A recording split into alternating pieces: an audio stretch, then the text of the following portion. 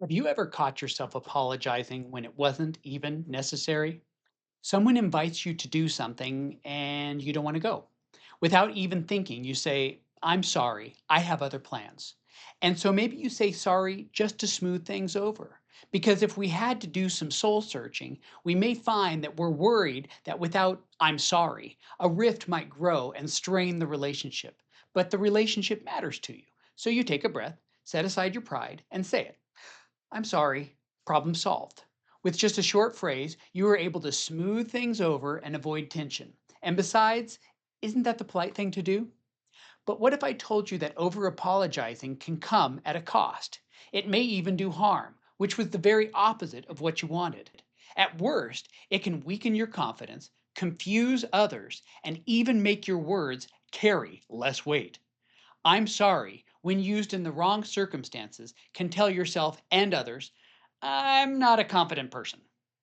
Hi, I'm Chip, and today I want to share three common situations where an apology isn't necessary and what you can say instead to respond with confidence. One, when it feels like the socially expected thing to do. Sometimes we say I'm sorry simply because it feels like the socially expected thing to do. Where I live here in Minnesota, the so called nice state, it can almost be a reflex. Imagine someone invites you ice fishing, which involves sitting on a frozen lake trying to catch fish through a hole drilled into the ice. Now, don't get me wrong. I love the resiliency of the Minnesotans, that not even sub freezing temperatures or a frozen sheet of ice thick enough to drive your car on can keep you from your favorite hobby. But if you prefer being warm and buying your fish at the store, you might start thinking about saying something like, I'm sorry, I have other plans. Why are we apologizing? Saying no is completely valid. The person making the request knows there's a 50-50 chance you'll decline. Yet we toss in an unnecessary apology as if we need to ask for forgiveness. But forgiveness for what? Having free will? Preferences that don't always include the answer yes?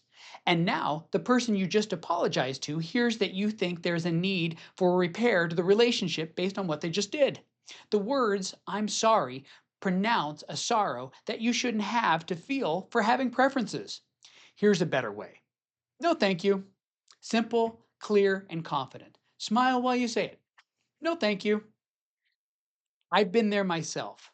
A friend once kept pushing me to do something I had zero interest in. Chip, you'd be great at this. No, thank you. Come on, it's a great opportunity. No, thank you. I don't want to do that. We went around and round like this several times. Eventually, I said playfully, You're making this harder than it actually is. I just really prefer not to. If that changes, I'll let you know. Here's a second time when an apology isn't necessary: when someone misunderstands you.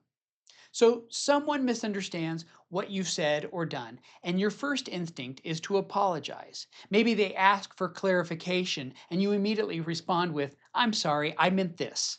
But think about it. Was there really a mistake there? Did you actually do something wrong? Often, misunderstandings are just that, misunderstandings. They don't require an apology, just clarity.